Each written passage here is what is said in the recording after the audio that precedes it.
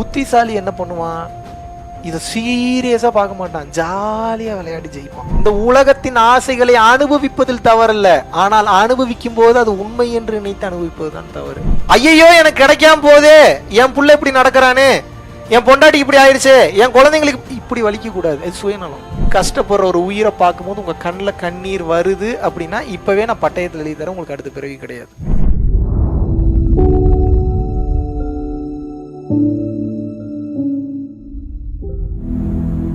இப்போ உங்களோட வேலை என்ன? இந்த உடம்பு, கை, கால் எல்லாம் கொடுத்தாச்சு உங்களுக்கு. இதை வச்சு நீங்க என்ன பண்ண போறீங்கன்னு கேட்கிறாரு இறைவன். இந்த கொடுக்கப்பட்ட இந்த காலத்திற்குள்ள எப்படி தப்பிக்க போறீங்க? Game, we are in the game, we are in the bloody game. This game is called திருவிளையாடல். இந்த விளையாட்டுக்கு பேர் என்ன? திருவிளையாடல். கேள்விப்பட்டிருக்கீங்களா? திருவிளையாடல்னா என்ன? உண்மை போல தெரியும், ஆனால் எதுவும் உண்மை கிடையாது. திரு அப்படின்னா என்ன? இறைவனை குறிப்பது. திரு என்றால் இறைவன் என்ற அர்த்தம். திருக்குறள், திருப்பாவை, திருக்குரான். அந்த திரு அப்படின்னா இறைவனின் வார்த்தைன்னு அர்த்தம். திருவம்பாவை, திரு ஞான சம்பந்தர். எப்படி பாருங்க, அந்த திரு அப்படின்னா இறைவன் அர்த்தம். திரு விளையாடல் அப்படின்னா என்ன? இறைவனின் விளையாட்டுன்னு அர்த்தம். அப்ப இந்த கேம்ல புத்திசாலி என்ன பண்ணுவான், இதை சீரியஸா பார்க்க மாட்டான், ஜாலியா விளையாடி ஜெயிப்பான். எப்படி ஜெயிக்கணும்?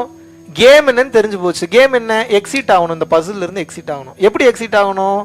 மோட்சம் அல்லது முக்தி, பிறப்பிறப்பற்ற நிலைக்கு போகணும்னு எக்ஸிட் ஆகணும். இந்த கேம் எப்படி கட்டமைச்சிருக்கான்? பொண்டாட்டி ரியலிஸ்டிக்காவே தெரியவா, ஒரிஜினல் மாதிரியே இருப்பா. புருஷன் ரொம்ப ஒரிஜினலாவே பேசுவாரு. குழந்தைங்க அப்படியே ஃபீல் பண்ணி உருகும். அப்பா அம்மா நீங்க அப்படியே சிலிர்த்து போய் சில்லற காசெல்லாம் விட்டுறீங்க. என் புள்ளடா அது, என் பிள்ளைக்காதான்டா வாழ்ந்த. எல்லாம் பொய், அனைத்தும் பொய், எல்லாம் ஏமாத்து வேலை.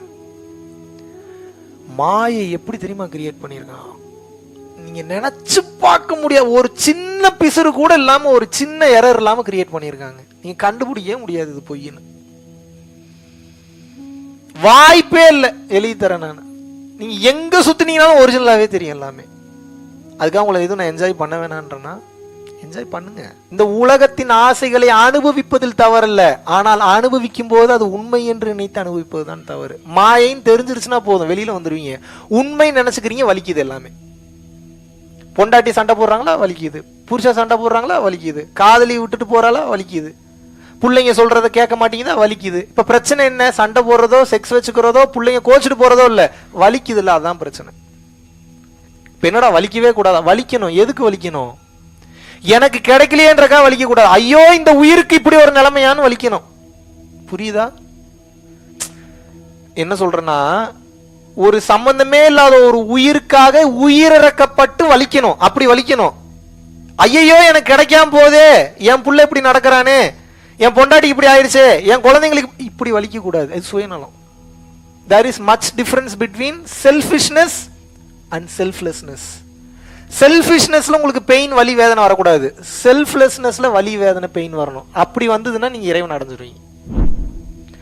காதலாகி கசிந்து உருகி கண்ணீர் மல்கணுமா அப்படின்னு என்ன அர்த்தம்? முதல்ல காதல் வரணுமா? எப்படி நீங்க பண்றீங்களா அந்த காதலா? அது பேர் காதலா? எதுக்கு அதை போய் நம்ம பேசிட்டு விட்டுருவோம். காதலாகி கசிந்து, கசிந்துன்னா என்ன? அப்படியே கசியணுமா அந்த ஃபீல்ல.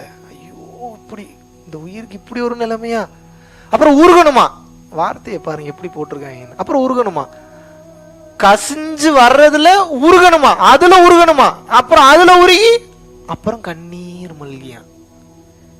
மனுஷனாடா நீங்க எல்லாம் எப்படா எழுதிருக்கீங்க? இதெல்லாம் ஃபீல் பண்ணி உணர்ந்து அனுபவிச்சு காதலாகி கசிந்து உருகி கண்ணீர் மல்கி. அப்படின்னா என்ன? என் பொண்டாட்டினை விட்டுட்டு போறாளே, அதுல காதலாகி. அப்படியா? என் புள்ள நான் சொல்றது எதுவும் கேட்க மாட்டானே, ஐயோ எனக்கு வலிக்குதே, அப்படியா? சம்பந்தமே இல்லாம ரோட்ல ஒரு நாய் பாக்குறீங்க, அந்த நாய் பசியோட ஏங்குது, அந்த நாய் மேல காதல் வந்து கசிந்து உருகி கண்ணீர் வந்து இந்த நாய்க்கு இப்படி ஒரு நிலைமை வருமா? அப்படி வருது அப்படின்னா நீங்க நல்ல நிலையில இருக்கீங்கன்னு அர்த்தம். நான் இப்பவே எழுதி தரேன். எல்லா உயிர்களை பார்க்கும்போது, கஷ்டப்படுற ஒரு உயிரை பார்க்கும்போது உங்க கண்ணில் கண்ணீர் வருது அப்படின்னா இப்பவே நான் பட்டயத்தில் எழுதி தரேன், உங்களுக்கு அடுத்த பிறவி கிடையாது. அப்படி வரலையா உங்களுக்கு, மாட்டிக்க போறீங்கன்னு அர்த்தம்.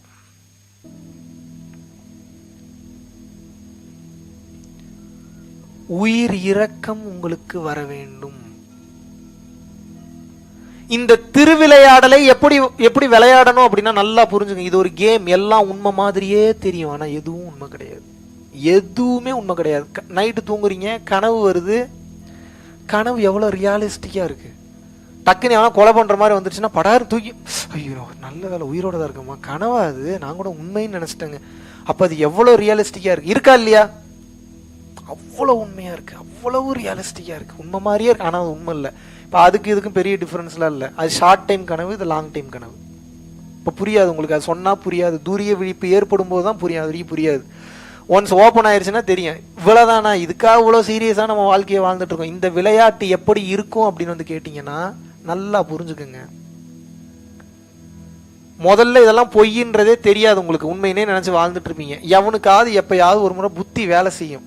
எப்ப வேலை செய்யணும், எதுக்கு நம்ம இவ்வளவு தூரம் சம்பாதிக்கிறோம், சாப்பிட்றோம் தூங்குறோம், பொண்டாட்டி பிள்ளைங்களை பார்க்க இதே செஞ்சுக்கிட்டு இருக்கமே 24 மணி நேரமும், ஒரு வருஷம் ஃபுல்லா இதே பண்ணிக்கிட்டு இருக்கிறமே, எதுக்குதான் இதெல்லாம் பண்றோம்ன்ற கேள்வி முதல்ல எப்போ ஒருத்தனுக்கு உதயமாகுதோ அப்ப அவனுக்கு இறைவனோட அனுகிரகம் அவன் மேல பற்றுக்குன்னு அர்த்தம். என்ன கம்ப்ளீட்டா கிடைக்கல.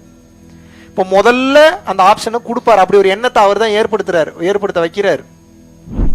எதனால ஏற்படுத்த வைக்கிறார்? எங்கேயா நல்லது பண்ணியிருப்பீங்க, 4 உயிர் நல்லா இருக்கணும்னு நினைச்சிருப்பீங்க, கொஞ்சம் தான தர்மம் பண்ணியிருப்பீங்க. இந்த குவாலிட்டி இருக்கிறதுனால உங்களுக்கு அவரே ஏற்படுத்துறாரு. இறைவனை பற்றிய சிந்தனையை முதல்ல வர வைப்பார்.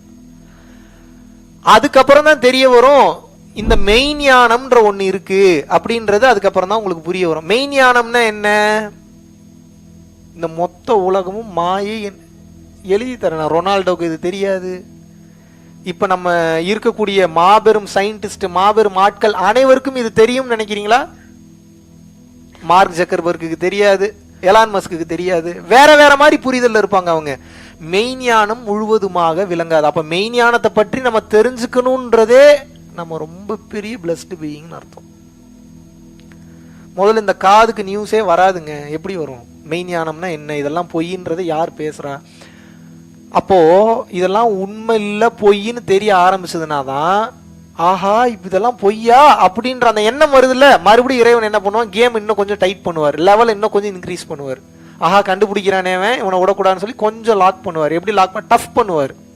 என்ன பண்ணுவாருன்னா உங்களை கஷ்டம்லாம் கொடுக்க மாட்டார்.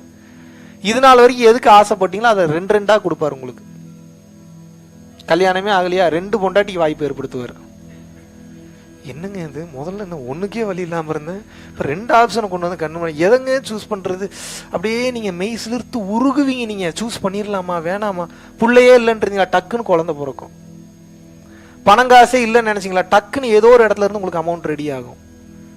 நீங்க நினைச்சு பார்க்க முடியாத ஆப்பர்ச்சுனிட்டி எல்லாம் ஓப்பன் ஆகும். உடனே நீங்க என்ன நினைச்சுப்பீங்க, நம்ம இத்தனை வருஷம் கஷ்டப்பட்டதுக்கு இறைவன் கண்ணை திறந்த, கண்ணெல்லாம் திறக்கல, மறுபடியும் உங்களை சிக்க வைக்கிறாரு. இவன் அதுக்குள்ளேயே போய் லாக் ஆகுறானா இல்ல மறுபடியும் இதெல்லாம் போய் நினைச்சு என் பக்கமே திரும்புறானான்னு பாப்பார்.